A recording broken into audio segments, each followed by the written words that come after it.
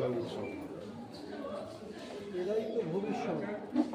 আজকে এই ছোটরা, এদেরকে ভাবতে শেখাতে হবে, কারণ অনেকে জানে না, গার্জিয়ানরাও জানে না যে আমি যেটা বললাম যে শিল্প শুধুমাত্র শখ করে শেখার জন্য নয়, এটা প্রফেশন হিসেবে নিতে হবে, ভাবতে হবে যে কীভাবে এই শিল্পকে কত দূর নিয়ে যাওয়া যায়।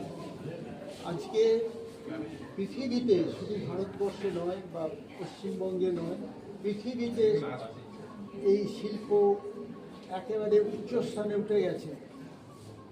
আর্থিক দিক থেকে তো ভাবা যায় না যে কত দামে এই সমস্ত শিল্পকর্ম আজকে বিক্রিত হচ্ছে, ভাস্কর্য। তো এই জন্যে আমি সকলকে বলি, তোমরা কাজ করো এবং শখ করে নয়, এটা প্রফেশন হিসাবে নাও। এখন থেকেই তোমরা তৈরি হতে পারবে এবং যখন দেখবে এই সমস্ত এক একটা কাজ উদ্বোধন হলো, কে উদ্বোধন করলেন এবং কতগুলো ছবি থাকছে, কি বলবেন আপনি সংস্থার সম্বন্ধে? আজকে উদ্বোধন করেছেন বিশিষ্ট ভাস্কর মিস্টার তারকরায় মহাশয়, এবং এখানে গ্যালারি গড়িতে আজকের এই এক্সিবিশনে মোটামুটি 50-60টা ছবি রয়েছে, পেন্টিং রয়েছে।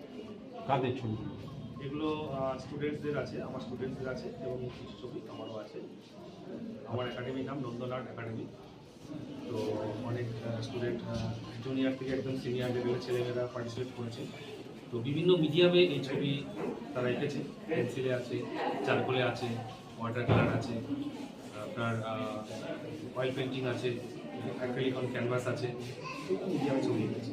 কোনো থিম না, এটা হচ্ছে আমার চতুর্থ আর্ট এক্সিবিশন।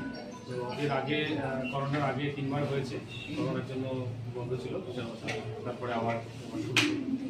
এখানে এটা কতদিন চলবে? আজ থেকে আপনার 3 দিন চলবে। 26 নভেম্বর শুরু হচ্ছে, 26, 27, 28, 28 নভেম্বর শেষ হবে। স্টুডেন্টদের